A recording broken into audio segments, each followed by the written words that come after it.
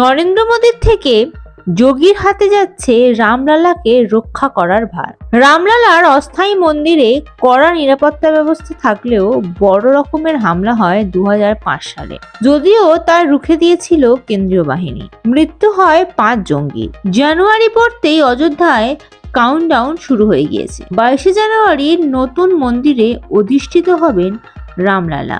অস্থায়ী আসন থেকে প্রধানমন্ত্রী নরেন্দ্র মোদী নিয়ে আসবেন মন্দিরের সিংহাসনে। সেই দিনেই রামলালার রক্ষার দায়িত্ব বদলে যাবে। এতদিন কেন্দ্রীয় বাহিনী ছিল এই দায়িত্বে। নতুন মন্দিরে মূর্তি আসার পরে সেই নিরাপত্তা দেখবে যোগী আদিত্যনাথের রাজ্য পুলিশ।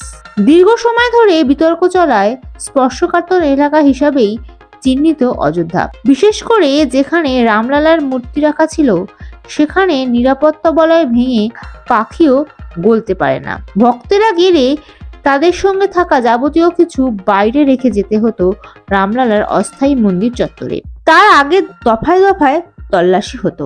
এরপরে মন্দির পর্যন্ত রাস্তার গোটাটাই লোহার খাঁচা, তার ভিতর দিয়েই যেতে হয়।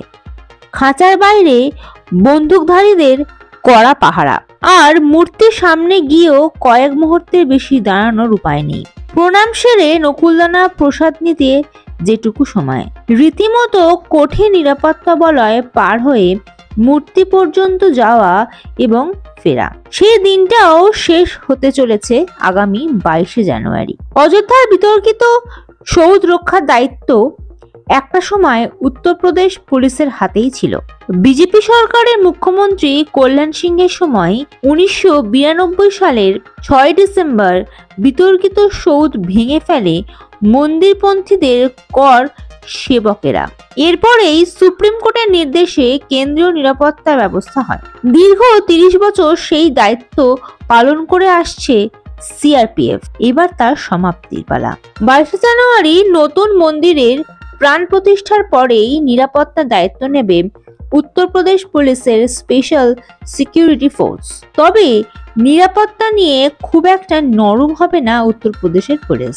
দায়িত্বপ্রাপ্ত এসএসএফ কে বিশেষ প্রশিক্ষণও দেওয়া হয়েছে বলে সরকারি সূত্রে জানা গিয়েছে। তবে মন্দিরের নিরাপত্তা রাজ্য পুলিশের হাতে গেলেও আপাতত কিছুদিন মন্দির চত্বরে কেন্দ্রীয় বাহিনী থেকে যাওয়ার কথা। সেটা কতদিন চলবে তা নিয়ে এখনো কোনো দিনক্ষণ স্থির হয়নি বলে জানিয়েছে উত্তরপ্রদেশ সরকারের এক কর্তা। তবে দীর্ঘ দায়িত্ব পালনের সময় কঠিন চ্যালেঞ্জের মুখেও পড়তে হয়েছিল সিআরপিএফ কে। 2005 সালে 5ই জুলাই জঙ্গি হানায় প্রাণ গিয়েছিল বাহিনীর 3 জওয়ানের। তবে তার আগেই রামলালার অস্থায়ী মন্দিরে হামলা চালাতে আসা লস্করি তৈবার 5 জঙ্গিকে খতম করে সিআরপিএফ। তবে গ্রেনেড হামলায় জখম এক সাধারণ মানুষেরও মৃত্যু হয়। Bureau report ND Bangla news. সবার আগে সব খবর, সঠিক খবর পেতে ফেসবুক পেজটি ফলো করে এবং ইউটিউব চ্যানেলটি সাবস্ক্রাইব করে রাখুন আর শেয়ার করতে ভুলবেন না।